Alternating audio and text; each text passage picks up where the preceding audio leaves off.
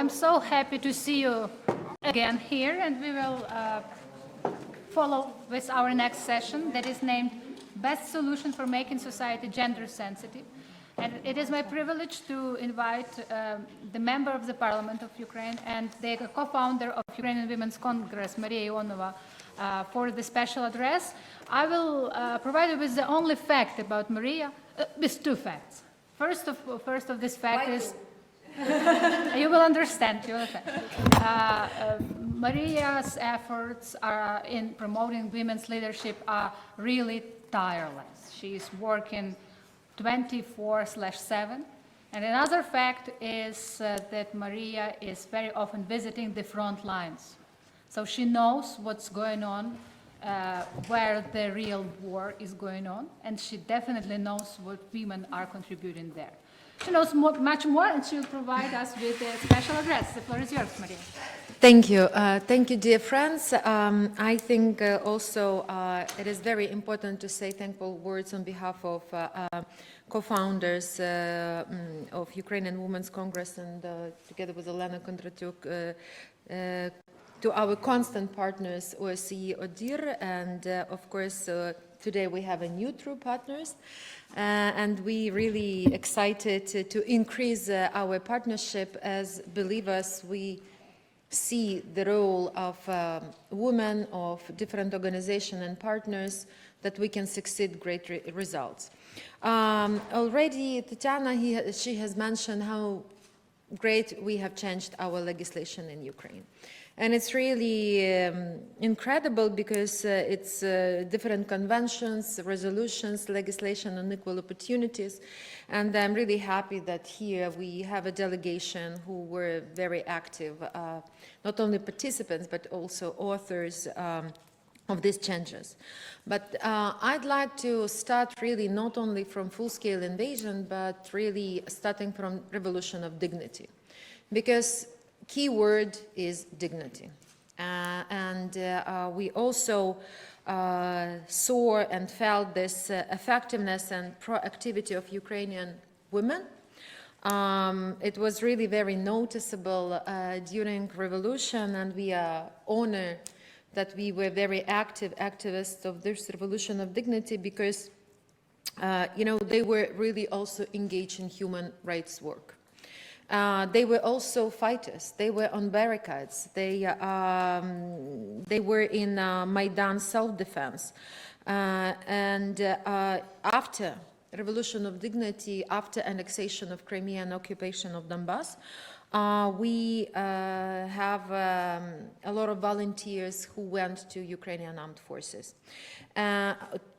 to take part in anti-terroristic operations. And that is why in the Parliament, in our Equal Opportunity Caucus, we were so focused to reform and to change our security and defense sector. Olena, she has mentioned personal stories, and probably I changed my speech because it is really very important to speak about such women as they are also our power. They admired us, they inspired us, and really visiting frontline starting from 2014, you know, when you met a girl from Lugansk who worked as a barwoman, and it's also about tragedy. So it's when we are telling you these stories and we see the braveness of our women, believe we have very deep pain.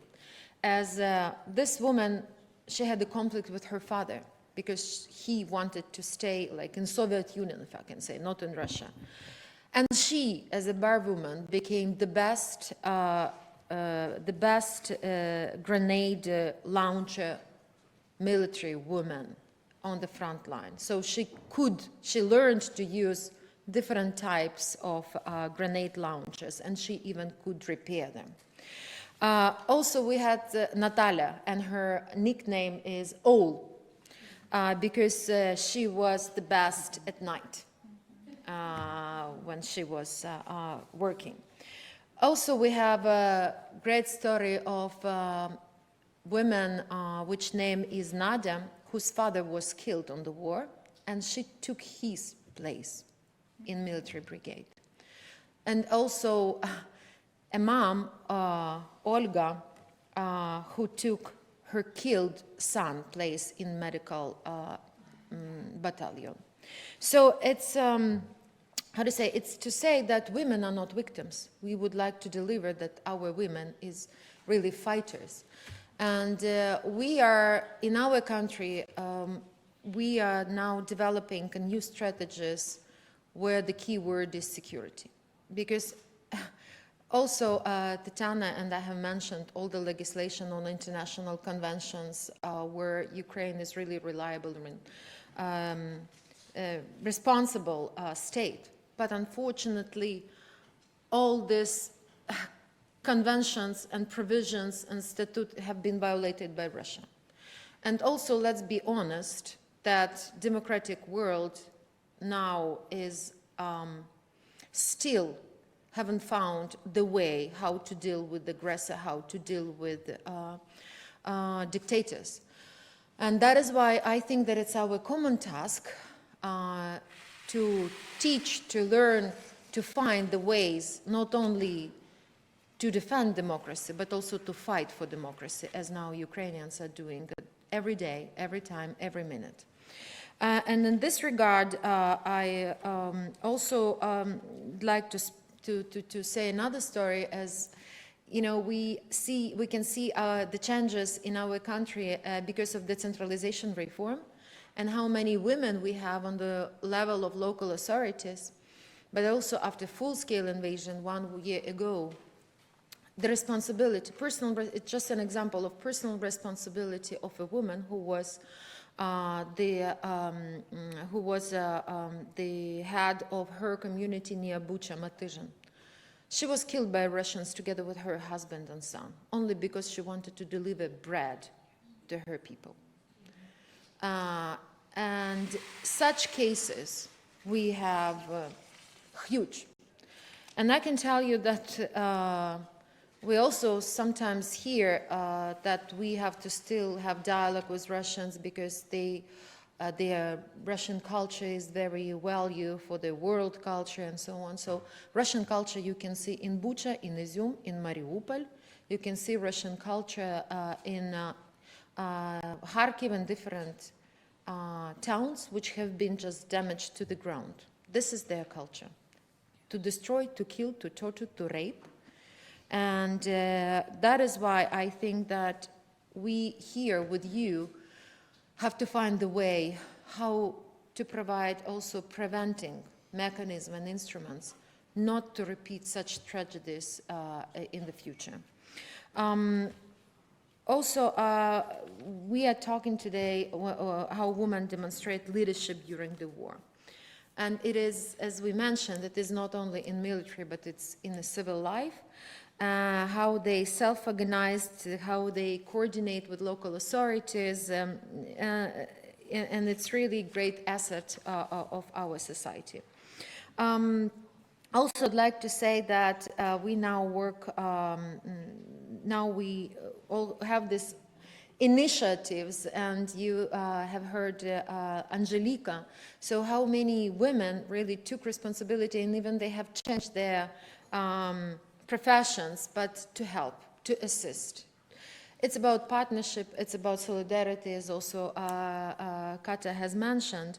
And, you know, we also think that our Ukrainian women who forced to fled our country because of Russian aggression, now they also represent our country, and I'm sure that they will be our advocates in different countries to have this Ukrainian voice that we all have to put as much as we can to stop Putin.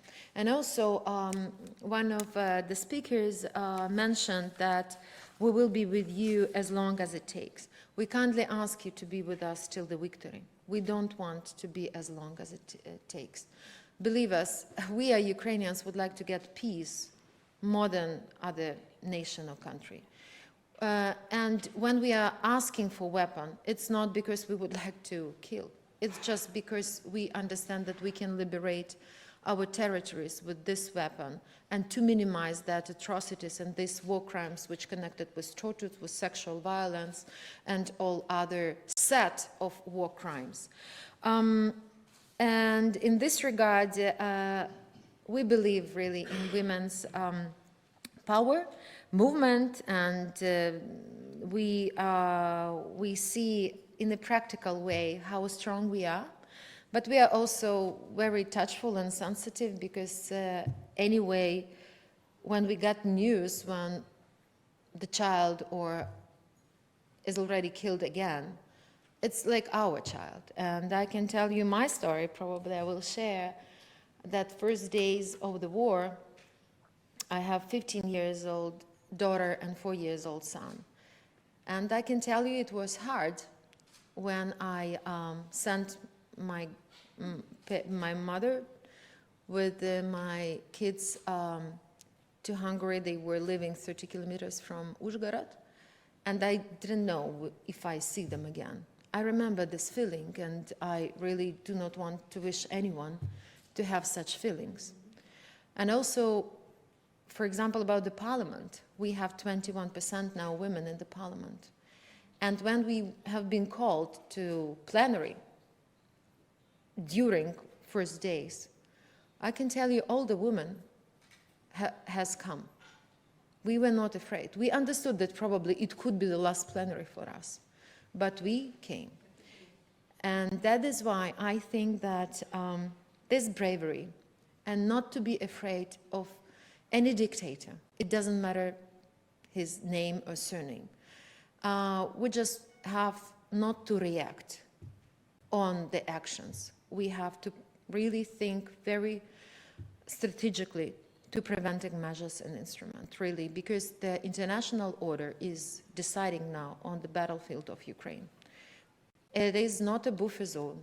We are a European country which would like to be independent, which would like to be free. And I really would like to say that we also know our mistakes and we know what we have to do more. And it's about peace building and it's about peacekeeping processes. And I think that we can, our women are capable to have this impact for international order, to restore international order. And that is why I think that we have changed ourselves. We have changed in other societies. And we are changing, when we are continuing to change other people. And that is why I kindly invite you to join us to change for better really life of our people, and that such tragedies as we have now every day not to repeat, as we really, you know, during a lot of centuries, our history is for more than 10 centuries, and Russians would like, every century they wanted to erase Ukraine from world map. So we don't want also to put this responsibility to another generation. We have to stop this disaster now. And in this regard, I think that your experience, your efforts, also to assist and to help our Ukrainian women in Ireland. Please come to Ukraine, see how beautiful this country is, and we will introduce you our brave Ukrainian women and men also, because we think that only equal opportunity, possibilities and partnership, we will be successful. And also, we need your local public position on our women prisoners who are in Russia. And they were very active women first days of the war. And now I can tell you that I was responsible in my political force for Lugansk and Donetsk region. And I can tell you that I've got a lot of messages which I passed to our armed forces, because more women, they were fire... Correction, no? Да. So, okay, they were giving me positions of the enemy, and then our military guys can react. So they were not afraid. Even it was really very dangerous for them. And also we need your vocal public position that can help to return our 100,000 of children whose Russia stolen. And we don't know where are they, exactly the most of them. And that is why we also need here your help. So partnership and indifference, and we can do a lot of things together. Thank you so much, because it's not about Ukraine, it's all about us. Thank you. Thank you. Thank you, Maria.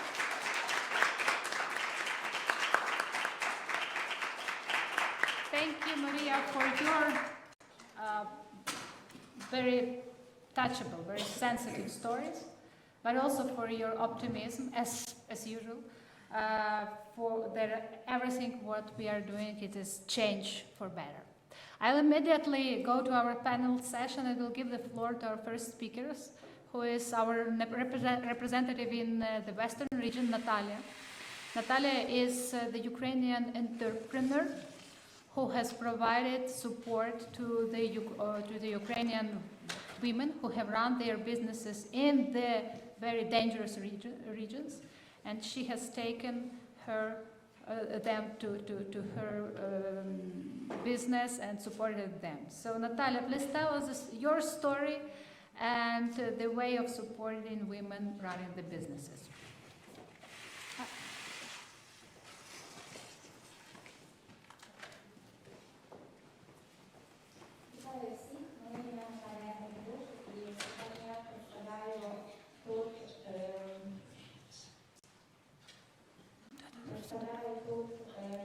Івано-Франківський регіон України, це є захід України. І також представляю у своєму образі усіх жінок-підприємниць, які продовжують працювати у надзвичайно складних умовах воєнного стану, в якому всі знаходилися. Хочу сказати про те, в першу чергу, що якщо ти жінка-підприємець, то під час таких кризових надзвичайних ситуацій ти несеш відповідальність не тільки за своїх дітей, за свою сім'ю, за близьких людей, але ти несеш відповідальність за команду, з якою ти працюєш, ти несеш відповідальність за людей, які є в твоїй команді, і які допомагають і розвивають свій бізнес.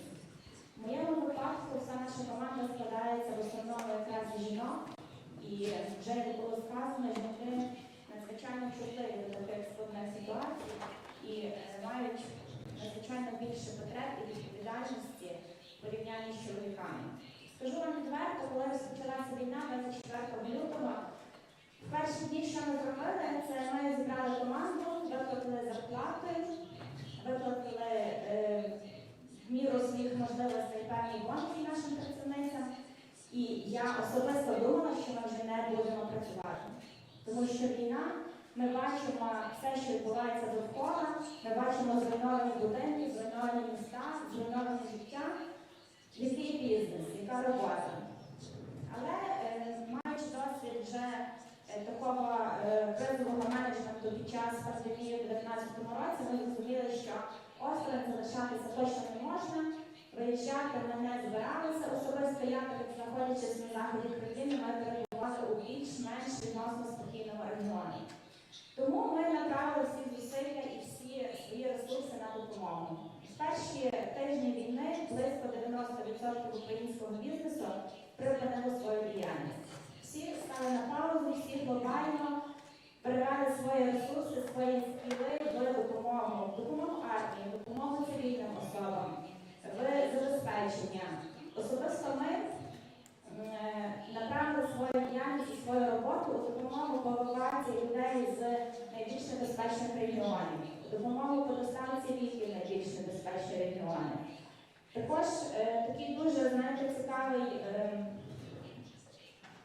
цікавий момент про те, що український бізнес від початку війни і десь до півроку він пройшов такі етапи і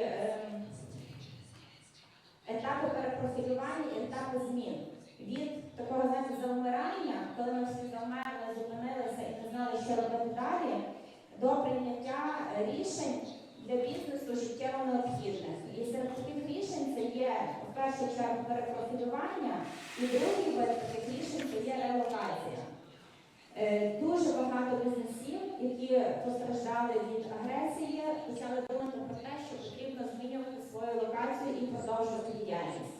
І так, як я вже сказала, перебуваючи у більш спокійному регіоні на заході України, ми зголосилися і запропонували допомогу тим бізнесам, які все-таки приймали рішення релоковуватися. На сьогоднішній день вже другий рік війни. До сих пір ми на своїх потужностях, на своєму виробництві прийняли і продовжуємо працювати з релокованим бізнесом з Київщини, який перебував 2 тижні в окупації. Засновницею цього бізнесу є жінка. І коли до мене звернулися ці люди, звісно, навіть не виникало ніяких питань і не виникало ніяких сумнівів щодо того, аби простягнути руку допомоги. Можу сказати про те, що бізнес, який є заснований жінкою, в своїй такій складовій і в своїй основі мети діяльності обов'язково має соціальну складову. Я це говорю зі свого прикладу, зі своєї особисто життєвої позиції і з того досвіду, який я маю спілкування з подібними жінками-підприємцями в Україні. Для нас обов'язково бізнес має нести соціальну складову. Якщо це була пандемія, ми, особисто мій бізнес, перепрофілювався і ми виготовляли захисні халати для наших медиків, які на той час були військом і допомагали людям в боротьбі з пандемією. Коли розпочалася війна, також вони залишилися осторонь і вже по такій зрозумілій схемі, як організовувати допомогу, один з одною сконтактували і так само всі свої сили і знання направили в то, аби допомогти і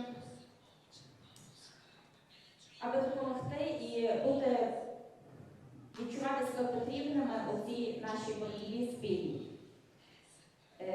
Також дуже багато прикладів того, коли чоловіки пішли на війну, пішли на фронт, і жінки взялися керувати сімейними бізнесами.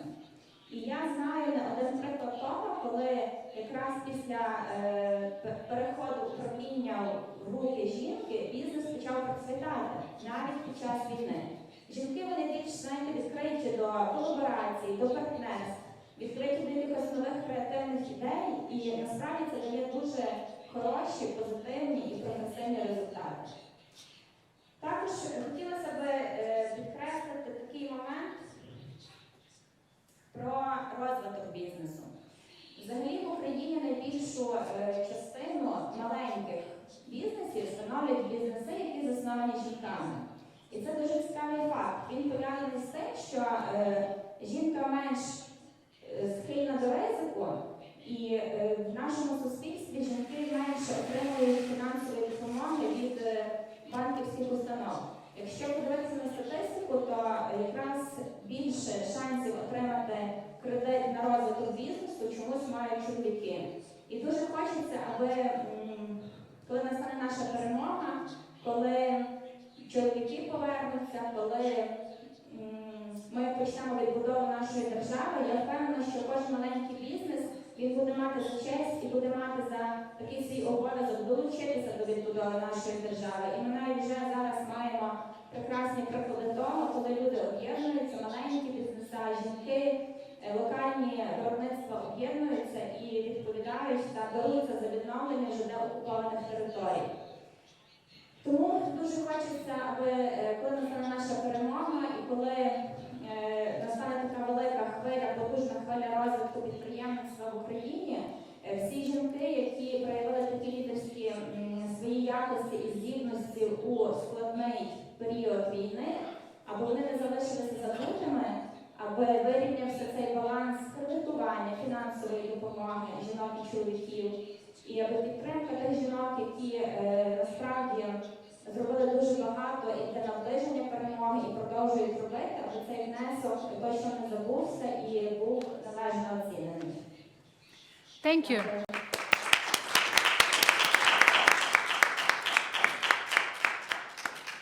Thank you, Natalia, for sharing your experience on, first of all, responsibility that Ukrainian women entrepreneurs have taken in the first days of the war, Also about the your attention on the solidarity of women in the business and for starting joint projects in rebuilding the country even today. And that brings me to our second speaker, also Natalia, who is from Kherson region, from the south of Ukraine. And the interesting fact is that 70% of her native region is now temporarily occupied.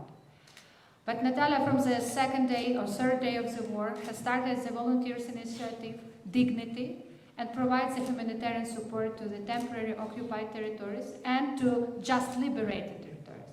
Natalia will share her experience today, and I'm happy to give you the floor.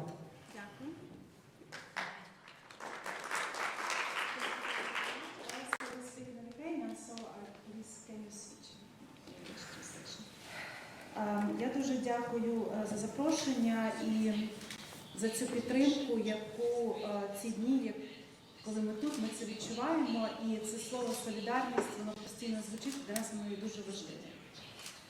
І особливо важливо для мене, тому що я є тренеркою з гендерної політики, і кожен раз, коли я проводжу тренінг, я говорю про Gender Gap Report, і кожен раз я говорю про Ісландію.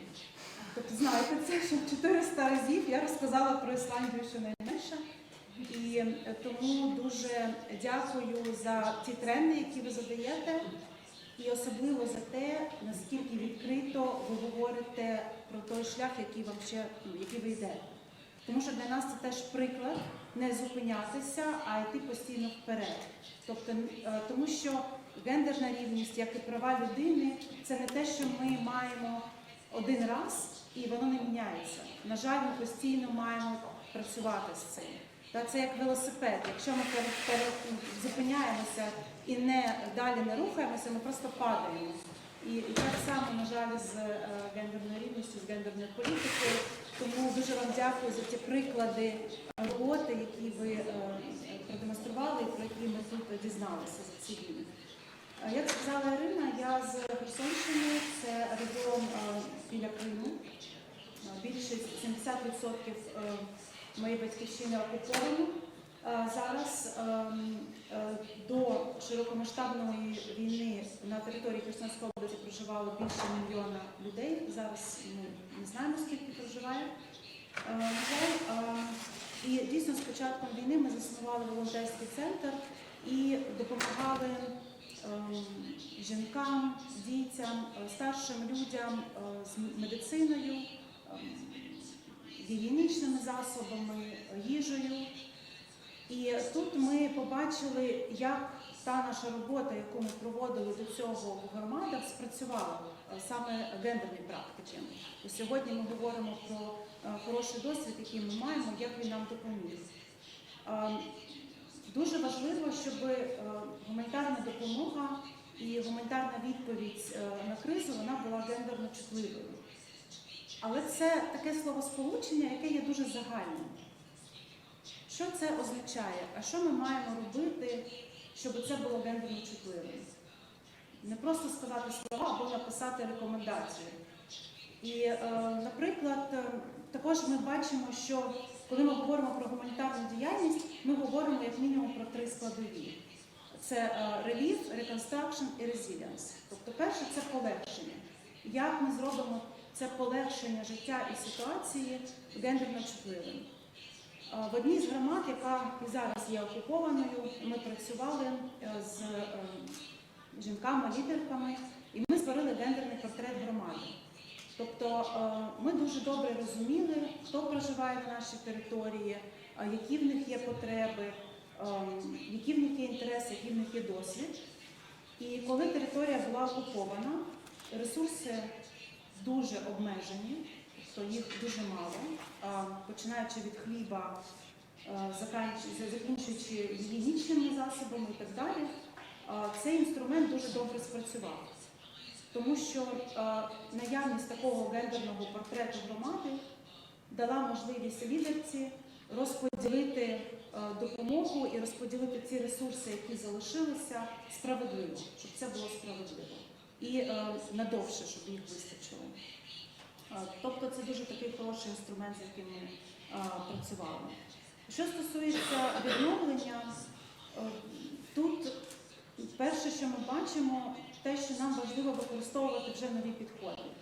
Ми не маємо просто відбудувати те, що в нас було, так, як воно було. Так? Тому що в нас дуже багато досвіду такої радянського підходу, а він точно не є орієнтований на людину. Да? Це орієнтовано, не знаю, на стіни, на щось, не знаю, на трактори, але точно не на людей. Тому ми зараз думаємо про те, як абсолютно новий підхід використовувати. І саме, що нам тут може допомагати, наприклад, школа. Да? Ми зараз, я працюю в одній з громад, на Воронцовській громаді, вона відразу була звільнена в жовтні, і там було 7 шкіл, і всі вони вже не існують, тобто всі вони розбомблені, і тільки одна школа, яку ми думаємо зараз відновити, щоб там, можливо, хоча б було якось навчатися. Там є бомбосховище, і ми розуміємо, що таке відновлення – це ж не тільки для того, щоб діти мали право і доступ до освіти, це також для того, щоб жінки могли працювати. Так? Тому що гендерну роль по догляду за дітьми і іншими членами сім'ї виконують жінки, особливо зараз. І до цього в більшості це виконували жінки. Але як ми можемо створити можливості для цих жінок? Тобто ця реконструкція цієї школи – це не тільки про якусь одну послугу. Так? Тобто це дуже багато взаємопов'язаних між собою послуг і можливостей, в першу чергу для жінок. І третя частина гуманітарної допомоги – це resilience. Тобто як ми будемо відбудовувати стійкість і свою стійкість.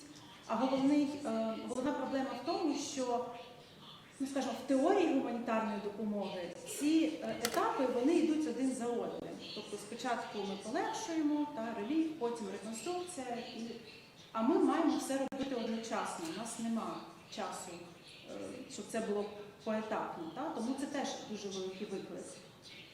І якщо ми говоримо про цей етап відновлення, такого стійкого відновлення, то тут ми говоримо про психологічну допомогу і про психологічну підтримку. Це величезний виклик, який перед нами стоїть. І як я вже розповідала про Нову Воронцовку, зараз ця територія, вона прифронтовою є, але там продовжує жити 426 дітей. І половина цих дітей, тобто більше 200 дітей, бачили всі жахи окупації, бо вони її пережили. І, власне, ми зараз маємо думати про те, як ми будемо інтегрувати цю роботу також у всі процеси. Неважливо, це доступ до освіти або організація позашкільної роботи. Тобто дуже великий виклик саме психологічної підтримки і роботи перед нами стоїть.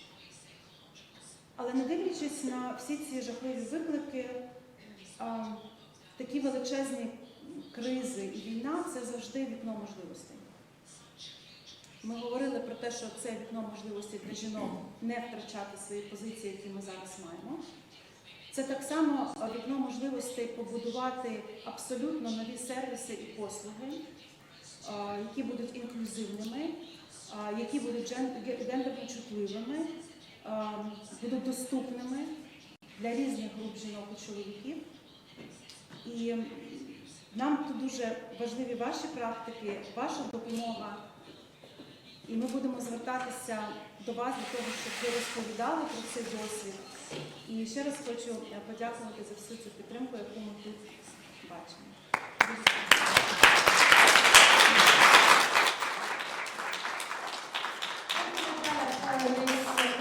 For sharing your story, and your presentation built the bridge to our next speaker, whom I would like to give the floor to Hanna. Anna, Natalia has told us the story of the school that is fully destroyed. There are many schools there in such a situation.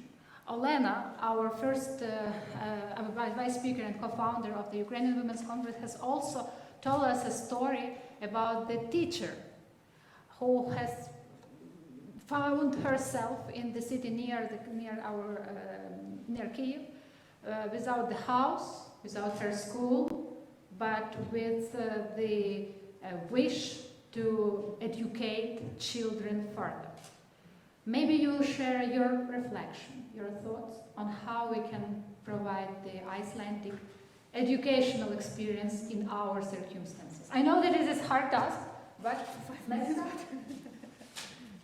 No, it's not really hard. No? Okay. First of all, thank you for visiting us and sharing with us. It's a little bit mind-blowing to hear you talk about your experience and your life. And I support you. Thank you.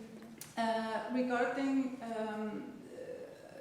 the big question about how we build up a society with gender and diversity sensitivity, which I think is a good word. Well, of course, we need all kinds of activism in politics and in the job market and the unions and everywhere. But there is one operation or one project which I think it's the biggest one and the most effective and the most necessary, and that is to use the educational system throughout, from the beginning, from play school and throughout elementary and upper secondary, because if we just, in a nutshell, the school system is either a part of the problem or the solution. The school system is socializing students. I mean, in Iceland, they start at 2 in play school, and they usually are up to at least 18, 19 years old in the school system. So there is the opportunity. And not only the opportunity, but if you are going to change the way people think, you need to, it's not just about knowledge, it's about training. It's about training how to identify the unjust, the discrimination, you know, about identifying the privilege blindness, for example. And you need to do it again and again and again throughout the development of each student, you know. And we will get better people. We will get better citizens. And we will get more peace if we take that into the account as well. Because the school everywhere is now withholding the patriarchy. It's as simple as that. And we need to deconstruct every teacher. We have to educate them in order for them to use all their communication, the hidden curriculum. And we need to, the textbooks, everywhere we see that injustice and discrimination and privilege blindness of all sorts. So we need to use the school system, which we have, but it's not, we are not using it to change. We are using it to withhold, reproduce the system. I have been saying this since I realized this, actually, because I've been teaching gender equality since 2007. But I get them too late. My students are 16, 17, 18. And they tell me year after year since 2007, why didn't we know this? Why hasn't anyone told us about this before? So they want this, they thirst for this knowledge. So it's not a question of them showing, you know, resistance. Absolutely not. They want this. Of course, they want just society. They want diversity. You know, when they are explained how good it is for all of us. You know. So yes, this is my short answer. the educational system. But we need, of course, we need the system, the curriculum. You know, we need a brave, strong Minister of Education who is through and through a feminist. I mean, and a resilient one, and a strong one, and a brave one. Thank you. Thank you. We will, as a person, we also invite to speak our representatives of the Ministry of Education. We will definitely share with them your advice, and maybe it would be interesting for them. And we have our 5 minutes left, and I would like to give the floor to Kristin, former member of the Parliament. The floor is yours.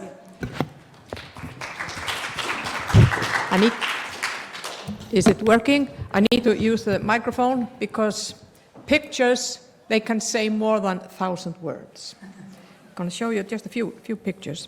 But I'm not, it's not my role, or I'm not capable of telling you women of Ukraine what to do. You have to find your own ways. But I can tell you a little bit about what we have done here in Iceland. It has been mentioned that Iceland has been topping the World Economic Forum gender gap list for at least 13, I think it's 14, even 14 years. And well, we can go deeper into that. What does that mean? But Iceland is not a women's paradise, not at all. Well, it's a fact that this outcome, success, it's first and foremost the work of the women's movement in Iceland. And because we have done this, and we have done this, and this, and this, and well, when is our next action? And we have done this a long time ago, elected Vigdís Finnbogadóttir, and we have done this, running for elections from 1982 to 1999, or the Women's Alliance was represented until, I have to show you this picture as well. So what I wanted to say is that a well-organized women's movement, radical women's movement, is crucial if we are to succeed. And actions, women's solidarity, that's crucial.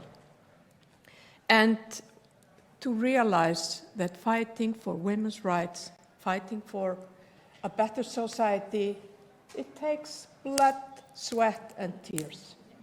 It's not an easy walk, not at all. And we have succeeded in a way that we, as you have mentioned, we have used laws, but laws are not enough. They need to be followed up.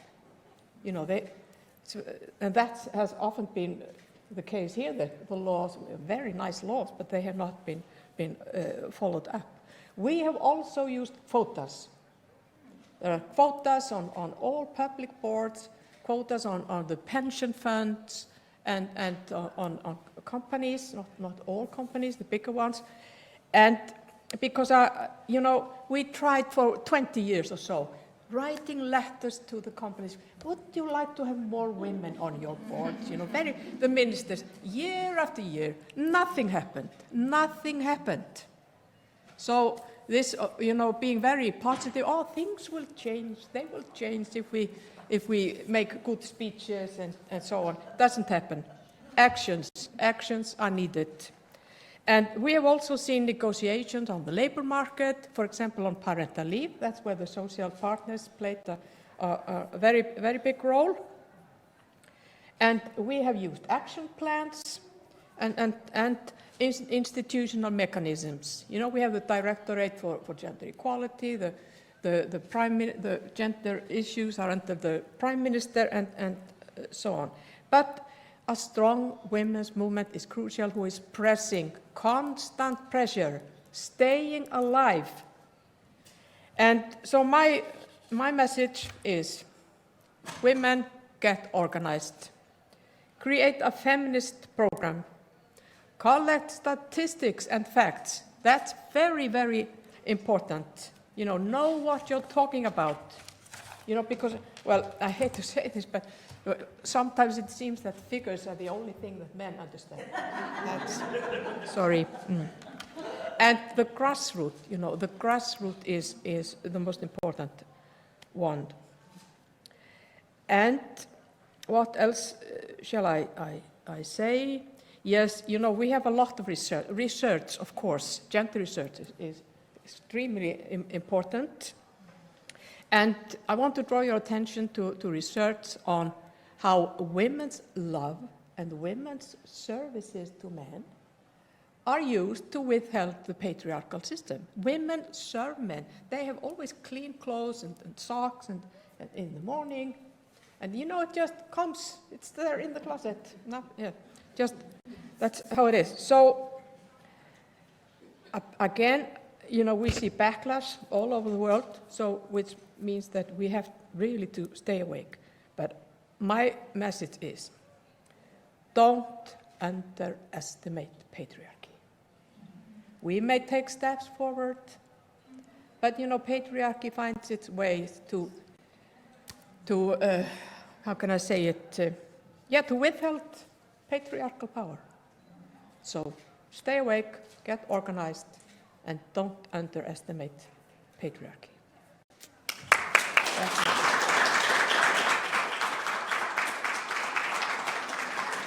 Thank you, Kristen, for your amazing contribution. And before we end our session, and before we would like to show a very short video about Ukrainian women.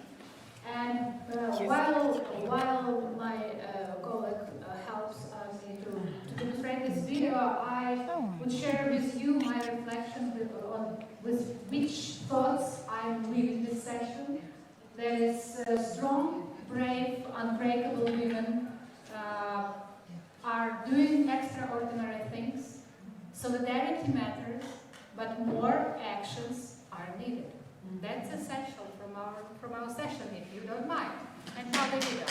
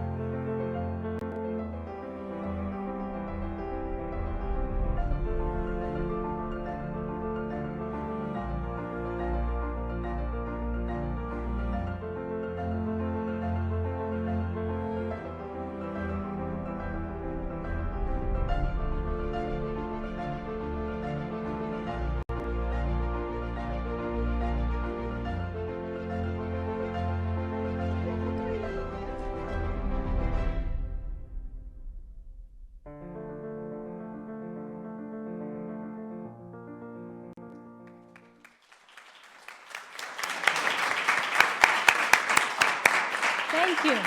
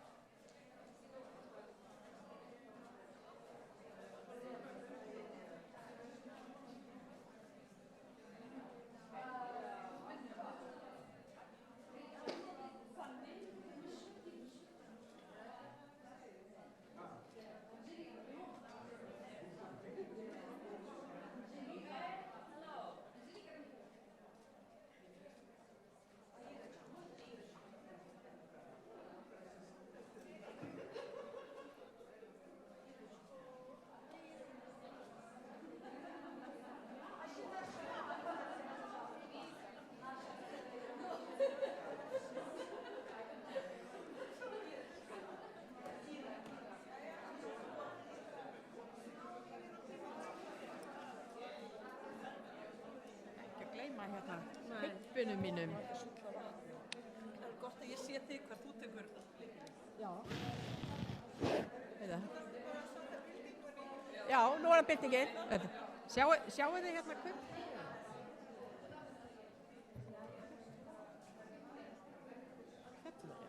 Sjáu þetta liggur svona. Já. Já.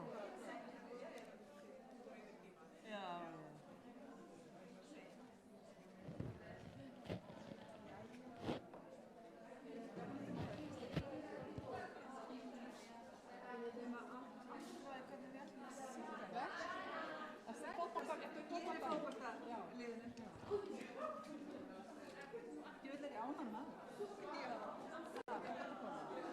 Þetta er eina góða sem ég komið til þess að fara saman. Já, þú sagði